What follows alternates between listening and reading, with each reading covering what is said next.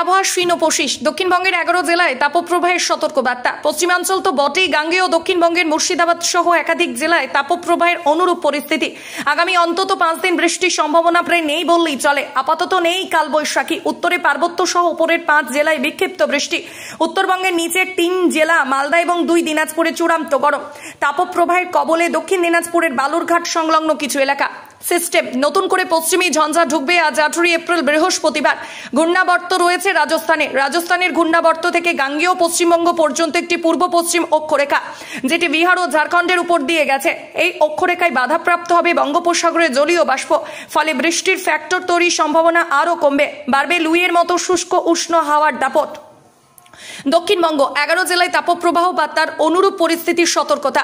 সমগ্র দক্ষিণবঙ্গ ও দাবদাহে চরম কষ্ট পাবে আগামী 5 দিন। কোনো বৃষ্টির সম্ভাবনা নেই। আজ থেকে দক্ষিণের সব জেলায় গড়ে 3 থেকে 5 ডিগ্রি পর্যন্ত পারদ চড়বে। গাঙ্গেয় বঙ্গে 3 এবং পশ্চিমের জেলায় 5 ডিগ্রি পর্যন্ত পারদ উত্থান হতে পারে আগামী 72 ঘন্টায়। আজ নতুন করে তাপপ্রবাহের কবলে পড়তে পারে 2 মেদিনীপুর, বাঁকুড়া, হুগলিতে এবং 2 বর্ধমান জেলা।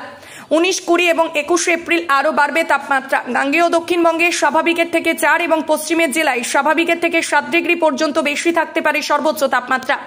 19, 20, 21 এপ্রিল গোটা দক্ষিণবঙ্গের সমস্ত জেলায় মডারেট হিট ওয়েভ সতর্কতা জারি। এই 3 দিন পশ্চিমের জেলায় সিভিয়র হিট ওয়েভ পরিস্থিতি হওয়ার প্রবল আশঙ্কা।